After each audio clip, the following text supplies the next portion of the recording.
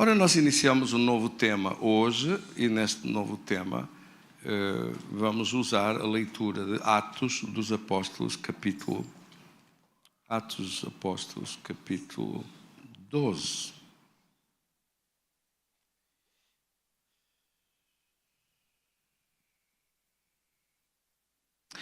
Bendito seja Deus.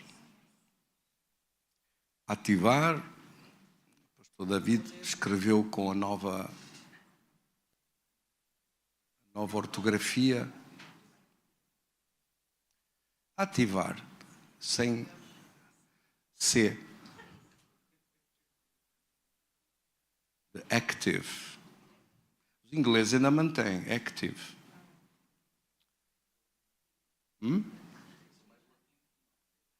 São mais latinos que nós.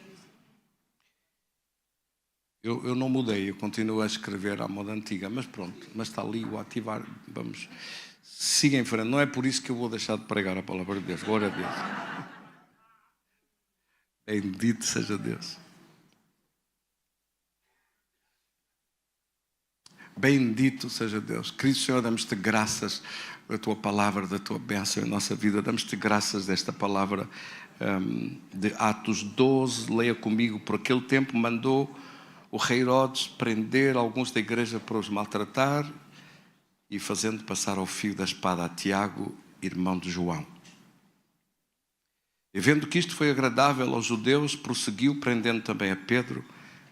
E eram os dias dos pães asmos. E tendo-o mandado prender, lançou no cárcere, entregando-o a 4 escoltas de 4 soldados cada uma. Quantos eram os soldados? 16 soldados. Para o guardarem, tencionando apresentá-lo ao povo depois da Páscoa. Pedro, pois, estava... Versículo 5. Pedro, pois, estava guardado no cárcere.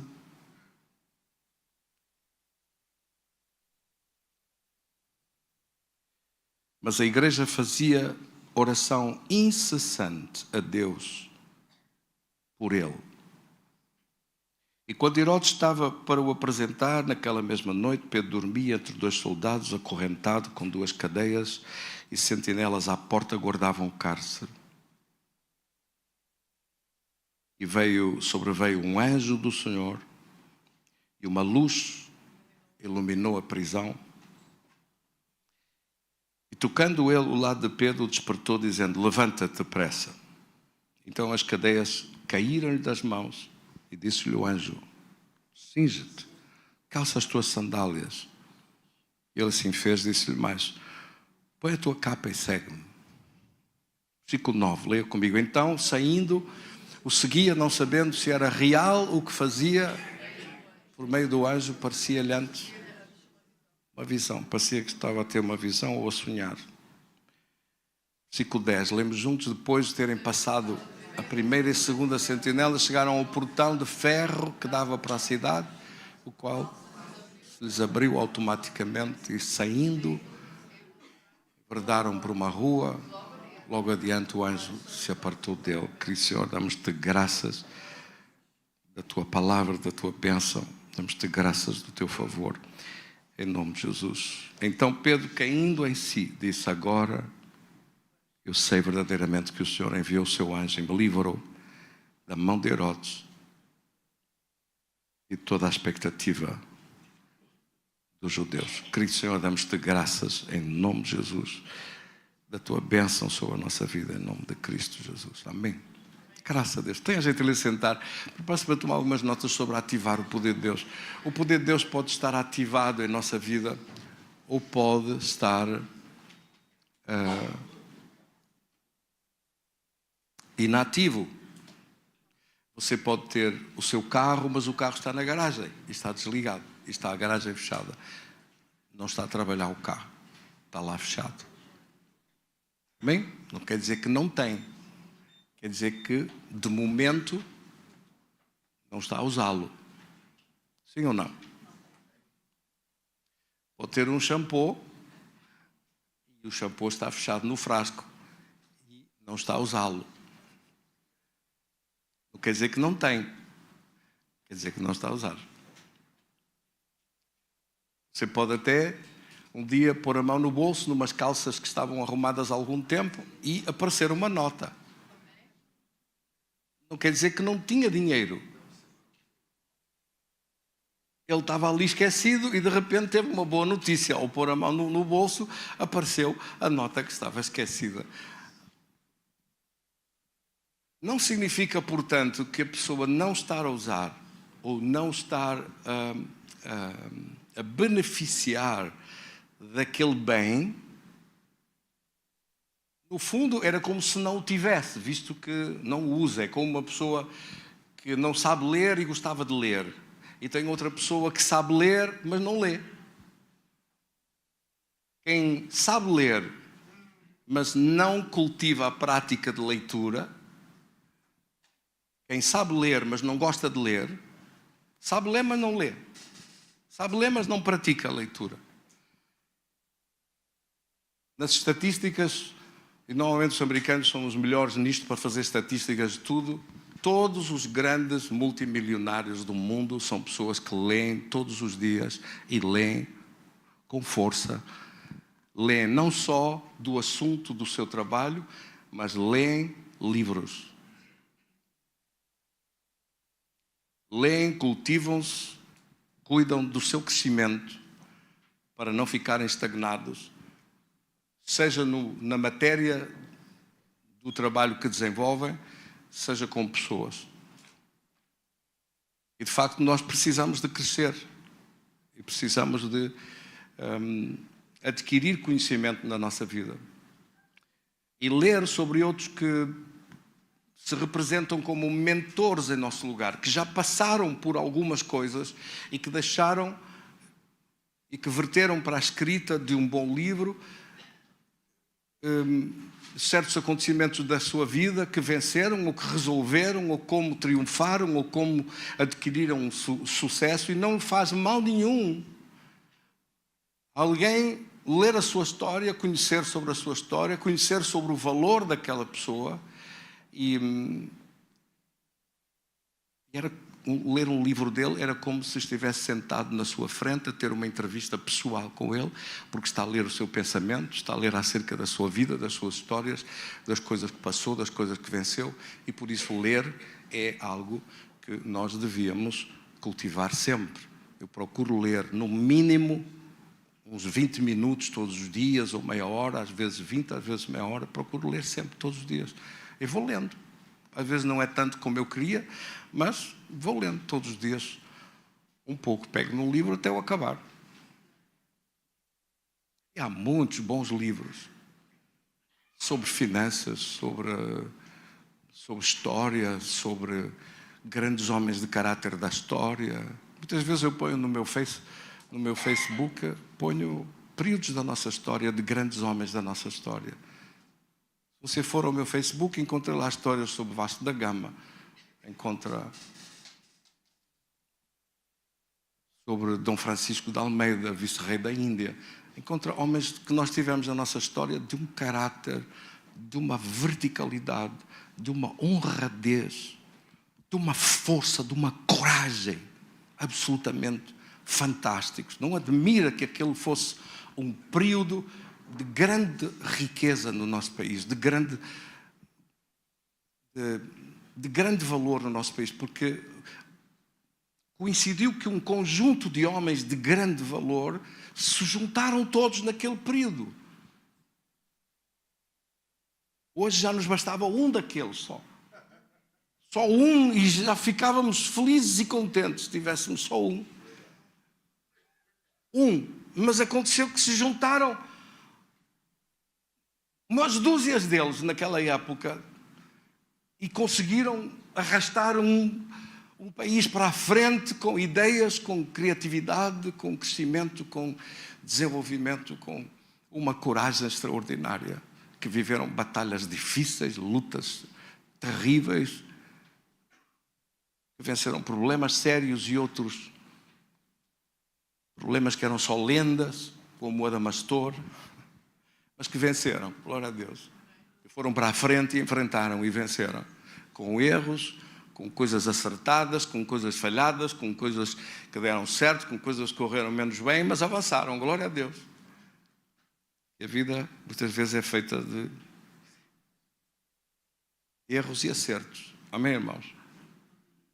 Mas o poder de Deus pode por isso estar inativo. Em Marcos, no capítulo 4, aquela famosa escritura em que o temporal se levantou quando Jesus disse: vamos para outra margem, para outro lugar, para outra banda do lago, e levantou-se aquele temporal todo e Jesus estava no barco a dormir. E o temporal todo, e eles vieram acordá-lo, vieram despertá-lo, e já estavam todos a barafustar, e já estavam todos nervosos, e já estavam todos aos gritos, a pensar que iam morrer. E sinceramente iam, se Jesus não estivesse ali, tinham morrido naquela hora.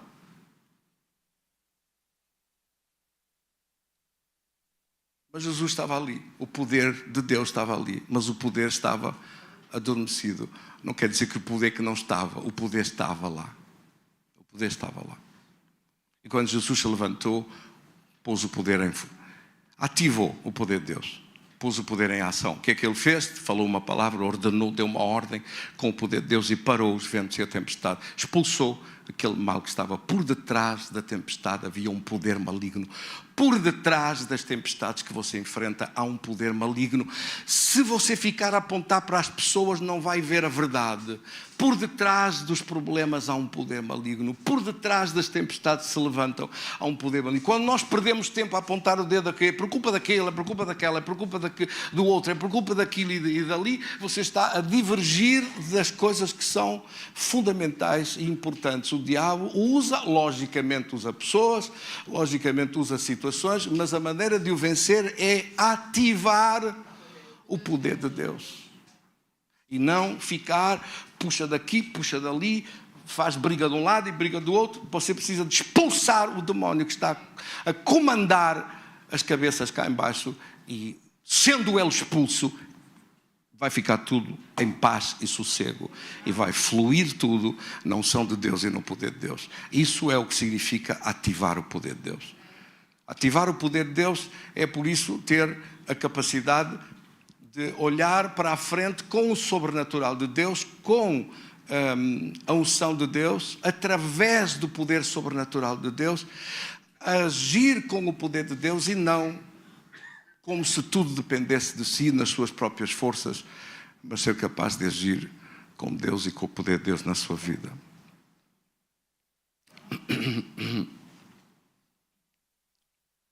Quando nós vemos o poder de Deus a atuar na vida de Moisés, diante do império do Egito, ficamos fascinados de ver como Deus usou as coisas que Deus usou, as coisas que Deus decidiu fazer, como estava tudo preparado do lado de Deus. Moisés ouviu a voz de Deus, deu instruções, disse o que ia acontecer antecipadamente, e cada vez que ele abria a boca para falar: é assim que vai acontecer, isto vai acontecer, estas pragas vão acontecer, esta destruição vai acontecer, este mal vai acontecer. E a seguir, o faraó percebia que estava a lutar com um poder para o qual ele não tinha solução nenhuma. E ele, que até se dava bem com o Satanás, e que até tinha servos de Satanás que eram capazes de materializar coisas, cobras e tudo, e não adiantou nada. A vara de Moisés foi lançada por terra, transformou-se também numa cobra e comeu as outras. Assim que o poder de Deus que ali estava era maior do que o poder de Satanás, que estava a usar para que aquele império se levantasse, e que aquele império... Quer dizer, não há nada, não há poder nenhum maior que o poder de Deus. Nem de impérios, nem de reinos, nem de máquinas de guerra, nem de exércitos, nem de ninguém. Você assiste ao longo da história da Bíblia e vê o poder que Deus usou em Elias. Usou a chuva. Usou de parar a chuva, 3 anos e meio. Seca, terrível seca. Usou depois no Egito a José para trazer 7 anos de grande abundância e 7 anos de grande escassez e grande fome, para que José pudesse sobressair com a sabedoria de Deus e com a revelação de Deus. Ou seja, quem tinha acesso à revelação de Deus vencia. Quem não tinha acesso à revelação de Deus sofria. As nações em volta todas sofreram por causa da ausência da revelação de Deus e de caminhar com Deus. Todas estas coisas que estão escritas para nosso aviso, para nossa informação, para nossa instrução, para que nós possamos saber que não há problema nenhum, dificuldade nenhuma, angústia nenhuma, tribulação nenhuma, para a qual Deus não tenha uma solução e uma resposta. A questão é, vamos nós ativar o poder de Deus ou vamos deixá-lo adormecido na nossa vida? Aqui em Atos, no capítulo 12, a igreja adormeceu um pouco. Adormeceu um pouco e gerou-se um vazio espiritual.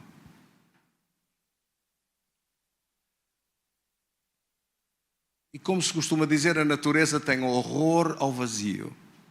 E também, na dimensão espiritual, é a mesma coisa. Há uma espécie de horror ao vazio.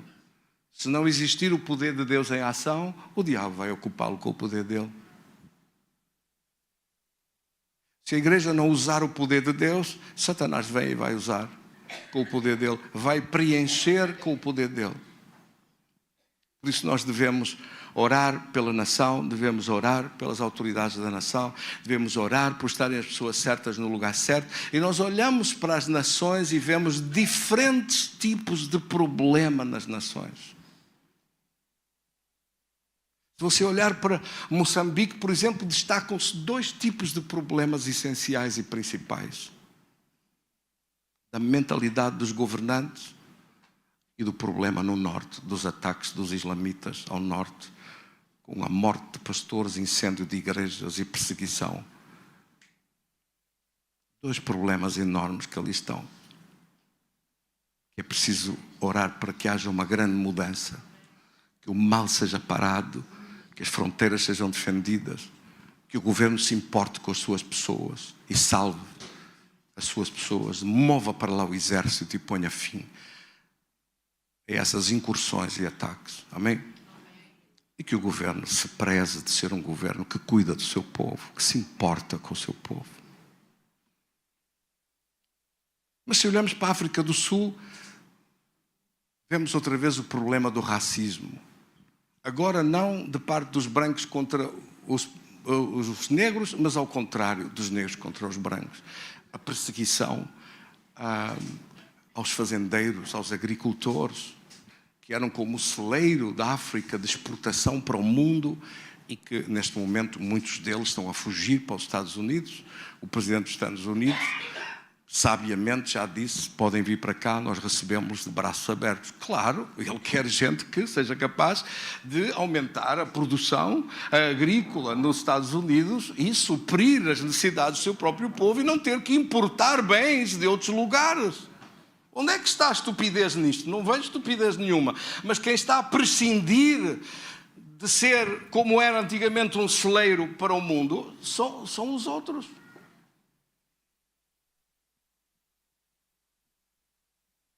Assim que quando nós oramos por estas coisas, nós oramos não por causa de política, mas nós oramos que este tipo de demónios, este tipo de opressão espiritual seja expulso e que a igreja ore e combata e entre numa batalha para que o ambiente espiritual mude, porque as pessoas cá em baixo que não têm Deus, que não têm Cristo, são controlados de cima por demónios que os influenciam e muitas vezes usam pessoas específicas para trazer maldição e destruição. A Europa toda precisa muito de oração. As igrejas na Europa precisam de orar para que um grande avivamento se levante com um poder de Deus enorme. E que em vez de haver um vazio que está a ser ocupado por uma invasão demoníaca e satânica do caos, de destruição, de miséria, que seja substituída por colunas firmes de vitória, de bênção e de conhecimento de Deus. Aqui na igreja em Jerusalém, a igreja adormeceu um pouco. E o diabo começou a usar um homem cada vez mais encheu do poder de Satanás? O rei Herodes. Herodes, que era neto do outro, lá atrás, mandou matar os bebés, agora está nesta posição e decide dar continuidade ao pensamento maligno e vê que era do agrado dos fariseus que perseguisse a igreja, então mandou matar o apóstolo Tiago. Quem era este Tiago? A Bíblia diz irmão de João. Eram aqueles três, lembra-se, Pedro, Tiago e João, eram os sócios da empresa que naquele dia especial em que Jesus apareceu e lançaram as redes e foi preciso vir outro barco e os dois barcos vieram carregados de peixe. Não foi só Pedro, foi Pedro e os outros dois, que eram sócios na empresa que dirigiam. E estes dois tornaram-se os apóstolos mais próximos e mais íntimos de Jesus. Há quem diga que eles foram logo os primeiros que foram chamados, ou dos primeiros que foram escolhidos entre os primeiros. E seguem a Jesus com uma proximidade em que muitos dos milagres que foram vistos, estes três estavam lá. Havia uma multidão de discípulos. No aposento alto eram 120. Jesus apareceu a mais de 500 discípulos depois da ressurreição. Havia 70 discípulos em Lucas 10. Em Mateus 10 você vê 12. Mas destes 12, aqueles três estavam sempre mais perto de Jesus. Quem foi com Jesus para assistir à ressurreição da filha de Jairo? Pedro, Tiago e João. Quem foi subir no monte da transfiguração? Pedro, Tiago e João. Estavam sempre aqueles três. Ou seja, mesmo Jesus, do meio de uma multidão de discípulos, tinha três que eram mais íntimos dele. Como você tem pessoas que estão mais íntimas de si, mais próximas de si, outras pessoas estão um pouco mais afastadas de si. É natural.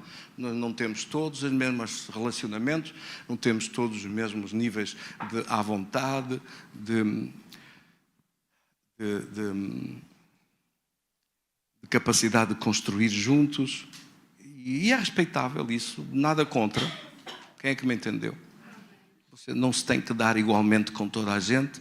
Você tem que ser imparcial com todos, tem que ser bondoso com todos, amável com todos, tem que ser prestável para todos. Mas não tem que conviver do mesmo modo com todos. Amém? Então Pedro, Tiago e João, este é este Tiago que aqui está, um dos apóstolos que assistiu às coisas maravilhosas com Jesus e que agora Herodes mandou matar. E logo de seguida mandou prender Pedro. E quando mandou prender Pedro, a igreja reagiu. Que interessante. A igreja reagiu de uma forma violenta em oração. A igreja estabeleceu, reuniram-se e começaram a orar. Obviamente os horários das pessoas e a vida das pessoas não era toda igual. Uns podiam mais tempo, outros menos tempo. Uns podiam estar lá um dia todo, outros podiam estar só uma parte do dia. O que é facto é que se juntaram. A Bíblia diz que a igreja começou a orar sem cessar, sem parar. A igreja entrou numa batalha para parar o poder de Satanás e para ativar o poder de Deus. Como aconteceu isto? Como nos deixamos surpreender? Como permitimos que o diabo nos trouxesse esta aflição e esta dor? Vamos reagir agora. Bem, mais vale, como o ditado diz, mais vale tarde do que nunca. Mesmo que seja um pouco tarde, mesmo que seja depois, reagir é melhor do que não fazer nada e não reagir nada. Há gente que nunca reage de nada. E não reage porquê? Porque não tem este conhecimento que eu vos vou dizer agora. Deus não nos deu um poder limitado. Deus deu-nos acesso a um poder sem limites. nós é que colocamos as limitações.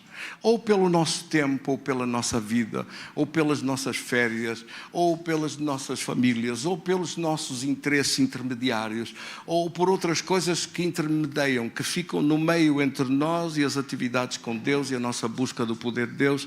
E ai de nós se nós não tivermos consciência de que o poder que nos foi dado é um poder sem limites. Vou voltar a dizer esta frase que é muito importante. O poder que Deus lhe deu é um poder sem limites. O Espírito Santo de Deus que está a operar em si e em mim é o mesmo Espírito Santo de Deus que estava a operar em Jesus. Não há outro Espírito Santo. Não era para Jesus um Espírito Santo especial e para nós um Espírito Santo fraco. Não existe um Espírito Santo fraco e um Espírito Santo forte. Nós é que impomos limitações à ação do Espírito Santo de Deus ou deixamos-lo agir sem limites. E por isso, quando a igreja viu que Satanás trouxe esta dor, esta derrota momentânea, a igreja levantou-se porque eles tinham este conhecimento.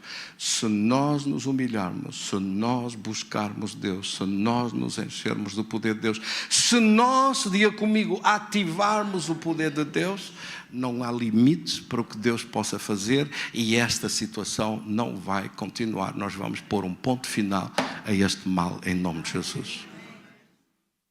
Ou seja, você tem que ter o conhecimento de que Deus deu-lhe a si, a mim e a nós como igreja, deu-nos poder para pôr um ponto final às atividades de Satanás e ao mal que ele gostava de ver. Se nós agirmos, se nós não estivermos tão egoístas a tratar só dos nossos assuntos pessoais, que nos importamos em parar o diabo, em parar o mal e em não dar lugar a Satanás. Efésios 4:27 diz: não deis lugar ao diabo. Não arranjando desculpas. Esta mensagem não é uma mensagem fácil para um pastor pregar. Não é uma mensagem confortável. Quem é que me entendeu? É dizer assim, eu sempre caminhei uma milha e vou continuar a caminhar uma milha. Se Deus quiser fazer alguma coisa com isso, faz. Se não quiser fazer mais nada, mas nunca nos dispomos a caminhar 2. Ou a fazer um pouco mais. A não ser que chegue um momento em que seja para si um assunto de vida ou morte e aí você vai orar. Eu conheço pessoas que se é para orar pelos outros não oram. Mas se nos doer a eles, ai não que não oram. Ficam crentes. Ficam tão crentes. De repente tornam-se os crentes mais crentes do cristianismo. Porque lhes está a doer a sério. Não entendem? Porquê que o pastor ora? Porquê que o pastor ora mais? Porquê que ele ora de dia, ora de manhã, ora à noite, ora de tarde? Porquê que ele ora? Eu oro não porque eu esteja a precisar de alguma coisa, mas porque eu tenho uma lista de irmãos meus que estão a precisar de muitas coisas. Eu não os quero ver derrotados, quero vê-los abençoados. Eu não vou escamotear a realidade, vou dizer, não, isso não é nada comigo, a mim até nem me dói nada, portanto eu vou passar o assunto e quem quiser que faça. Além de nós precisarmos de ter uma alma sarada, porque se não tivermos uma alma sarada, muitas vezes não se recebe por a pessoa não ter uma alma sarada. Quem é que me entende? Você sabia que as pessoas não recebem por ter uma alma doente? O que é uma alma doente? Uma alma doente é uma alma em que os sentimentos e as emoções estão doentes. Em que os pensamentos adoeceram. Em que as suas memórias adoeceram. em que o depósito que a pessoa tem no seu coração é um depósito envenenado. É um depósito tóxico. O que é um depósito de memórias? Um depósito tóxico de memórias. É um depósito de más memórias, de más ideias sobre outros, de raivas, de revoltas, de mágoas, de ofensas. Do ano 1900 e troca o passo em que me fizeste isto e, portanto, és este e aquele, és isto e aquilo e não tens perdão. Isto é uma alma doente. A única forma de tratar esta doença é perdoar as ofensas, é encher-se do amor de Deus, é apagar este histórico. Apagar o histórico. Perdoe sempre. Perdoe a toda a gente. Perdoe mesmo quando não lhe pedem perdão. Perdoe mesmo quando não fale dos assuntos. Não traga outra vez as feridas. Não coça essas feridas que estão a ser cobertas com casca para ficar cicatrizado e arranca as cascas de novo e faça o sangue sair de novo. Não faça isso. Deixa a ferida sarar, deixa as coisas sarar. Perdoe. Deixe que a ferida se transforme numa cicatriz e não fique uma alma doente, porque uma alma doente não recebe de Deus. Eu vou repetir, uma alma doente não recebe de Deus.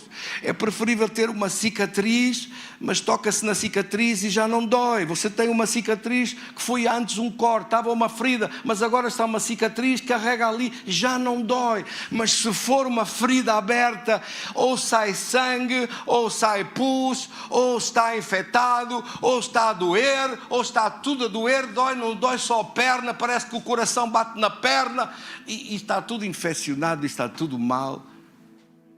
E a pessoa não pode nem pousar um lençol em cima daquela ferida que não aguenta. E há pessoas que não se pode nem tocar em algum assunto porque não aguenta, porque a ferida está a sangrar e porque está como se fosse hoje, e passaram 20 anos e ainda está hoje a sentir a mesma coisa que sentiu naquela ofensa, que sentiu naquela altura, que sentiu naquele momento. Deixe sarar, sara a sua alma. O povo de Israel saiu do Egito, raramente se fala sobre isto. Eles não entraram na terra da promessa porque eles não deixaram a sua alma sarar, não perdoaram os seus exatores, não deixaram o Egito para trás, trouxeram o Egito com eles, trouxeram a escravidão com eles, trouxeram as memórias com eles, estavam sempre a pensar, e a carne que tinha lá, e as coisas que havia lá, e aqui não sei o que mais, e estavam ainda como se estivessem no Egito, estavam ali em frente à terra de Canaã, mas estavam a olhar para trás. Quando ouviram falar que havia gigantes, a primeira reação deles foi: vamos já para trás. Costuma dizer-se, os pregadores costumam pregar dizendo: eles saíram do Egito, mas o Egito não saiu. O que é que não saiu deles? Não saiu deles a imagem da escravidão, não saiu deles a imagem do sofrimento, não saiu deles a imagem deles serem diminutos, deles serem como uns gafanhotos, imbecis, dominados, escravizados, sem poder nenhum. Eles viam-se como vítimas, como derrotados, e pessoas vítimas são pessoas com uma mentalidade de vítima, são pessoas com uma alma doente. Por isso culpam os outros de tudo, falam mal de toda a gente, porque são vítimas. São vítimas. Nunca perdoaram nada. Desde os anos todos para trás, de qualquer coisa na sua vida, desde pequeninos, deixaram cair em pequenino, a partir daí, pronto, fiquei assim. É vítima desde essa altura. Você não pode estragar o seu futuro por causa de algumas mágoas do passado. Ai, mas eu tinha razão. Mas é preferível ter razão e perdoar, ter razão e apagar, ter razão e olhar para a frente, ter razão e caminhar em frente, do que ficar a olhar para trás e ficar sempre a falar da mesma coisa. Porque porque me fizeram isto, porque fizeram aquilo, porque foi assim, e não há direito, e não está certo, e não foi justo, e não sei o que mais, e não sei o que mais, isto e aquilo. Há gente que nunca se cala. Parece uma matraca. Sempre a falar das mesmas coisas. Sempre a falar dos mesmos pesadelos. Como é que vai sair do problema? Não vai. Está a viver dentro do problema. Por causa disso, aquele povo sentou-se no deserto a lamentar-se como vítimas. Não podemos. Não conseguimos. Nossos pais também não conseguiram, nossos avós também não conseguiram, nós também não conseguimos. Eles não foram derrotados pelos gigantes, eles foram derrotados pela sua maneira errada de pensar, a sua maneira errada de falar, a sua maneira errada de agir. Eles nem sequer lutaram com os gigantes nenhuns, eles sentaram-se no chão a chorar.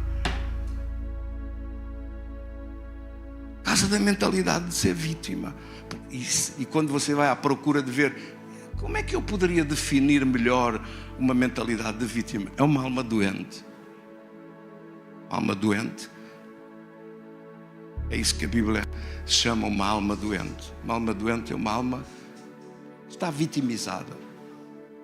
Atribui as culpas para os outros, que não consegue perdoar, que vive no passado, que vive no sofrimento, que vive cheio de razão, mas que se afoga com toda a razão. Você não quer afogar-se. Mas eu tenho razão. Vou afogar-me cheio de razão. O problema não é se tem razão ou se não tem razão. O problema é que você não deve afogar-se. E para não se afogar, deve agarrar-se à boia do perdão. Deve entrar no salva-vidas do perdão. O perdão é o seu livre acesso para sair das tragédias, dos dramas, dos traumas, das angústias, das opressões e caminhar em frente. Aqui, Tiago tinha acabado de morrer, mas eles levantaram-se a orar. Se deixaram ficar no luto, e agora vamos chorar muito, e agora vamos ficar a ver quem é o próximo. Próximo. Levantaram-se depressa. Se alguém está no chão, tem que se levantar rápido. Não pode continuar no chão à espera que venha um caminhão. Levanta-se rápido. Sim ou não? Levantaram-se depressa porque eles sabiam que o poder que está disponível é muito maior do que o problema que veio. E quando você tem consciência que há um poder que nós não estivemos a usar, que nós não ativamos, mas esse poder está disponível, porque é que eu não vou buscar? Porque é que eu não vou usar? Porque é que eu não vou dispor deste poder? Claro que eu vou. E ativar este poder de Deus na sua vida. Então, ativaram este poder de Deus na sua vida e o mal foi parado. Primeira coisa, quando você ativa o poder de Deus, o mal é parado. Segunda coisa que você vê é que o livramento de Deus é ativado. Deus proporciona um livramento. Deus enviou um anjo, neste caso, e abriu as portas, fez cair as cadeias. Soldados, 16 soldados ali a guardá-lo de pé e não viram nada. Não viram nada. Deus cegou-os de tal maneira que eles não viram nada. Os seus inimigos não vão ver nada acerca do livramento que Deus preparou para si. E caminharam até o portão cá fora, que se abriu automaticamente. É o primeiro portão automático da história que você vê. O automático abriu. Mesmo sem eletricidade. O portão abriu-se. Eles saíram. E o anjo foi embora. E Pedro olhou para todos os lados e disse: o anjo já fez o serviço que vinha fazer. Agora segue tu em frente. Amém, irmãos? Então Pedro dirigiu-se para os irmãos e contou as coisas maravilhosas que tinham sucedido e acontecido. No dia seguinte, Herodes deu ordem para açoitar os soldados. Eu acho que no quartel, os soldados, quando ouviram esta notícia a ser açoitados, disseram: agora, quando nos mandarem prender mais algum, metemos logo férias. Metemos férias, metemos baixa, metemos qualquer coisa. Ninguém vai querer prender nenhum dos apóstolos, nenhum dos discípulos. Deus envia anjos e livra-os, e depois quem apanha somos nós. O chicote veio sobre aqueles que prenderam Pedro. Quem é que me entendeu? Eu vou repetir isto. O chicote vem sobre aqueles que te quiserem prender. Em nome de Jesus. Vão ter medo de te fazer mal. Vão ter medo de perder a bênção de Deus na sua vida. A causa da unção de Deus está sobre a tua vida. Isso é uma palavra profética para si. Mas não aconteceu só isto. Os recursos sobrenaturais de Deus manifestaram-se. Efésios 3:20 diz que Deus faz tudo muito mais além do que aquilo que nós podemos pedir ou pensar, segundo o poder que em nós opera. Eles ativaram o poder de Deus. E agora, naquela noite, Pedro foi solto. E na manhã seguinte, Deus trouxe justiça e acabou com o problema da raiz. Peça para Deus acabar com o problema da raiz na sua vida. Senhor, acaba com este problema pela raiz. Acaba com este mal de uma vez e definitivamente. Traz um livramento que seja absoluto e definitivo. E uma vitória que seja transcendente. Que não aconteça nunca mais a mesma coisa. Que seja a última vez que isto acontece. Você não pode pedir isso. A igreja pediu que seja a última vez que isto acontece. E pelo menos naquela história ali, naquela cidade, foi a última vez que isto aconteceu. Não quer dizer que não tenha o diabo usado isso em outros lugares e em outras vezes. Mas nesta cidade e neste lugar, foi a última vez que aconteceu. Herodes foi usado pela última vez por Satanás. Porque na manhã seguinte fez um discurso glamouroso. Glamour. Os fotógrafos da Flash estavam todos lá. E de repente o anjo que veio tirar Pedro da prisão tocou. Herodes tombou para o lado, morto instantaneamente diante de todos aqueles bajuladores que ali estavam a dizer: voz de Deus e não de homem. E o problema que o diabo tinha arranjado acabou. O diabo pensou que ia fazer uma figuraça e teve uma vitória de pirro. Pensou que ia ter uma vitória extraordinária e teve apenas uma vitória parcial, porque Deus pôs um ponto final ao problema. Nós oramos hoje em nome de Jesus que Deus ponha um ponto final a certos problemas e a certas angústias e opressões e a um estado de situação da vida de alguém, que Deus abra um caminho de libertação, de transformação e de glória. Deus trouxe um julgamento fulminante sobre Herodes. Acabou com o uso que Satanás estava a fazer da vida dele.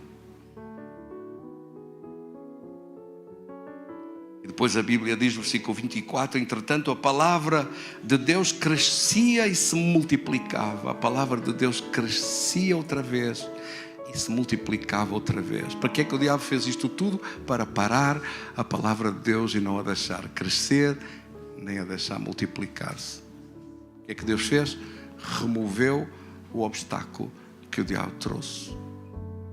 Deus remove os nossos obstáculos para que nós possamos ver a manifestação do seu poder, tanto na nossa vida como na vida de outros à nossa volta.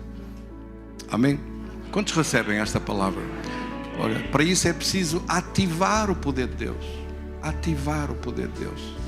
Ativar o poder de Deus.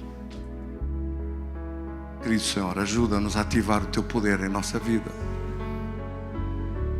Não ficarmos parados a fazer as mesmas coisas, pensando que se fizermos sempre a mesma coisa vamos ter resultados diferentes. Não vamos. Fazendo sempre as mesmas coisas não vamos ter resultados diferentes. Nós só temos resultados melhores mudando as nossas ações, alterando os nossos procedimentos, dando a Deus condições para vencer, para triunfar, ativando o poder de Deus. Ajuda-nos a ativar o teu poder, quer seja na oração, ou no jejum, ou nas chaves de fé, de avivamento, de vitória, de concentração e consagração, de dedicação da nossa vida para Ti, ativando o poder de Deus em nós. Em nome de Jesus, nós Te agradecemos. Seja ativado o Teu poder hoje, Senhor. Seja ativado o Teu poder em nossa vida neste dia. No nome de Jesus.